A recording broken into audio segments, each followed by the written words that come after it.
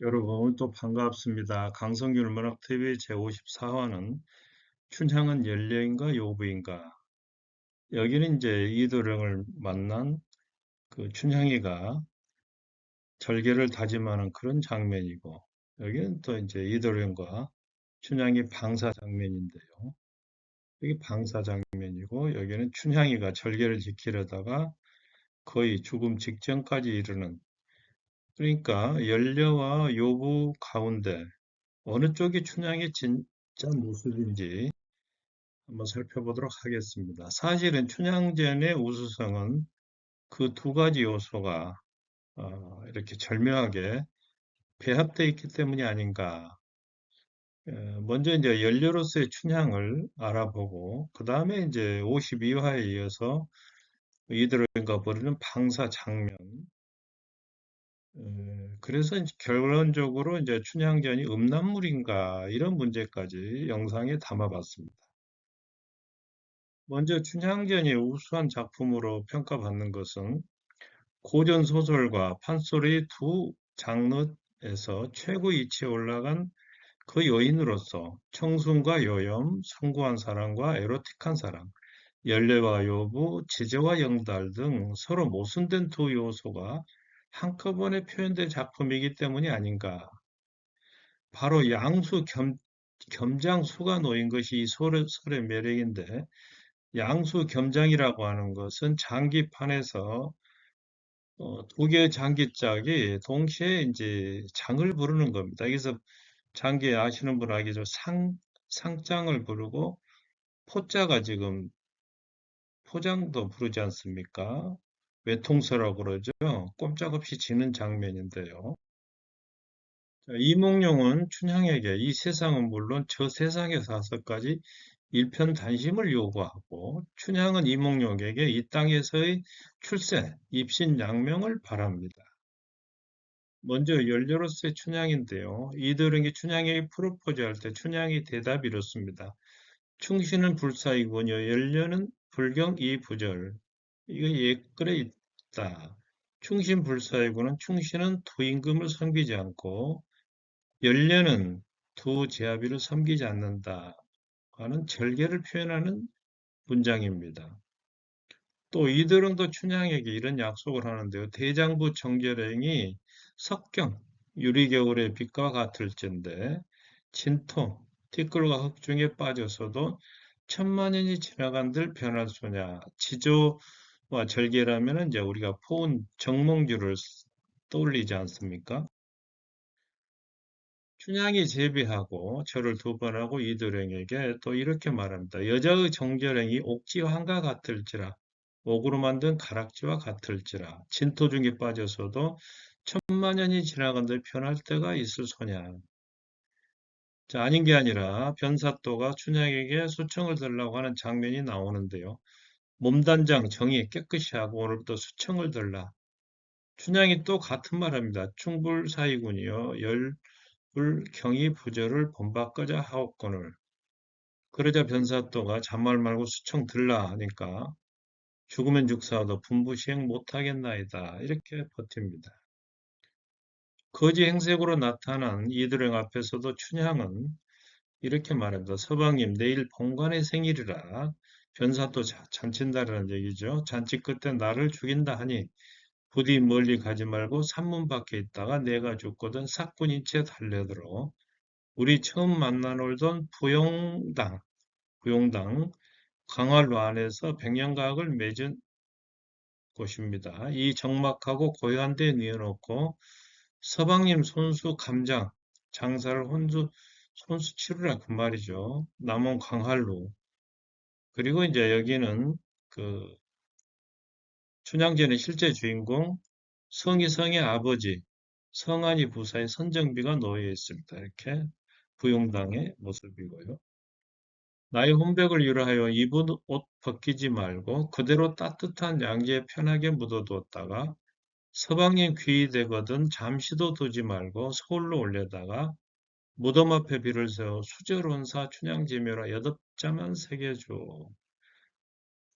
절개를 지키려다 원통하게 죽은 춘향의 묘다. 그런 뜻이겠죠. 오른쪽에 보면은 이제 전북 남원시 주천면에 있는 연려 춘향의 묘입니다. 지난 영상 52화에 있는 방사 장면을 또 알아보겠는데요. 이제 요브로스의 춘향입니다. 이도령이 이제 음란하게 방사를 부르는 장면과 추상 같은 암행어사 출두야는 사실 어딘지 좀 어울리지 않는다는 느낌을 받습니다만은 어쨌거나 방사 장면을 보면은 도련님 춘향 옷을 벗기려 할 때 넘놀면서 오른다.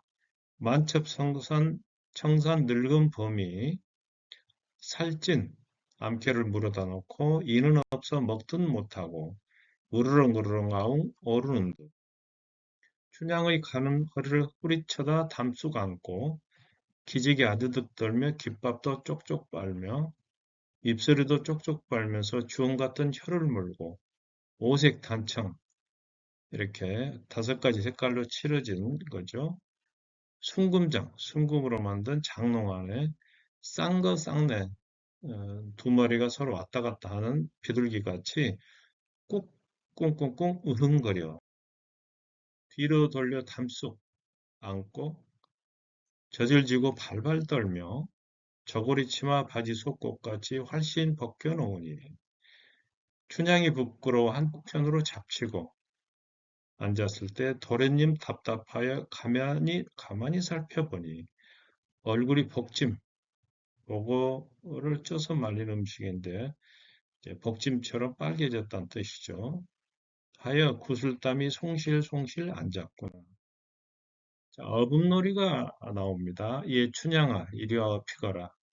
춘향이 부끄러워하니 부끄럽기는 무엇이 부끄러워. 이왕에 다 아는 바니 어서 와 업히거라. 춘향을 업고 축기시며 어따 그 계집아의 똥집 장이 매우 무겁다. 내가 내 등에 업힌 게 마음이 어떠하냐. 한끝나게 좋소이다. 춘향의 대답입니다. 엄청 좋다는 거죠. 좋으냐? 좋아요. 나도 좋다. 좋은 말을 할 것이니 내가 대답만 하여라. 어하둥둥 내 사랑이지. 어분놀이입니다.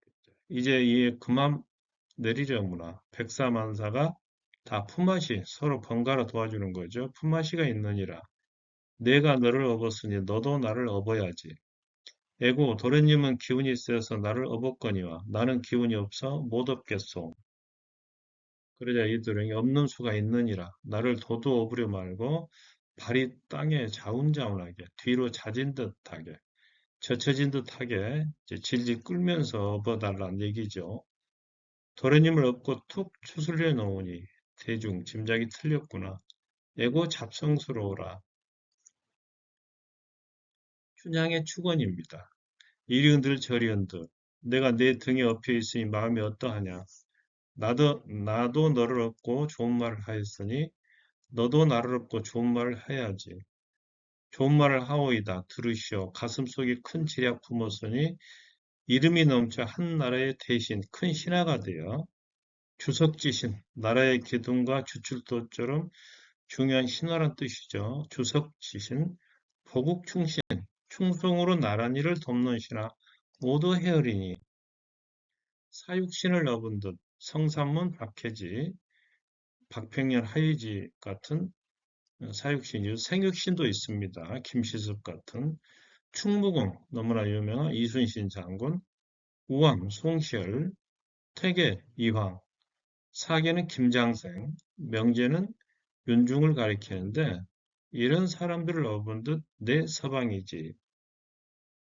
팔도방백 진해는 내직으로 판서 좌상 우상 영상 여기 보시면 오늘날의 이제 장관에 해당하는 각조의 판서가 있고 그 위에 국무총리, 총리에 해당하는 영의정, 좌의정, 우의정이 있지 않습니까?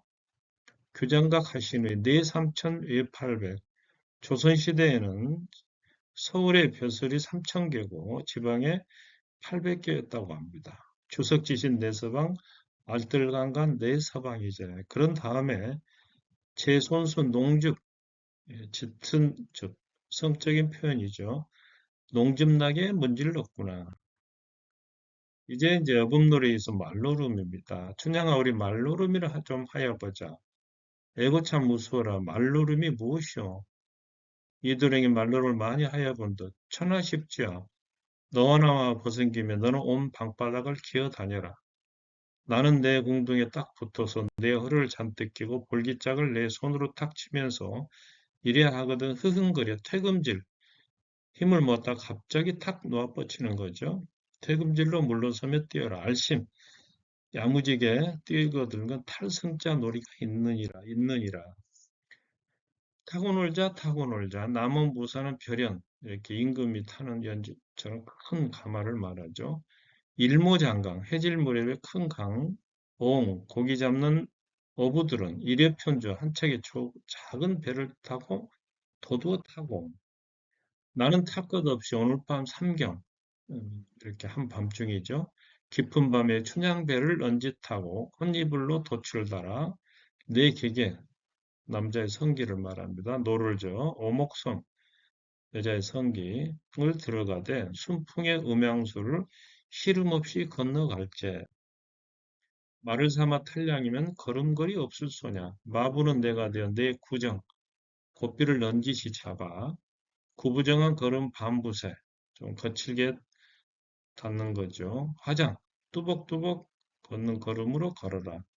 기총마 기총마 청백색의 준마인데 기총마 뛰듯이 뛰어라. 온갖 장난을 다 하고 보니 이런 장관이 또 있으랴. 이팔 16살이죠. 이팔 둘이 만나 미친 마음 세월 가는 줄 모르던가 보더라. 자, 이러한 춘향전이 과연 음란물일까요? 자칫 음란하게 느껴질 수도 있는 장면들을 춘향전은 해학적으로 묘사를 하고 있는데요.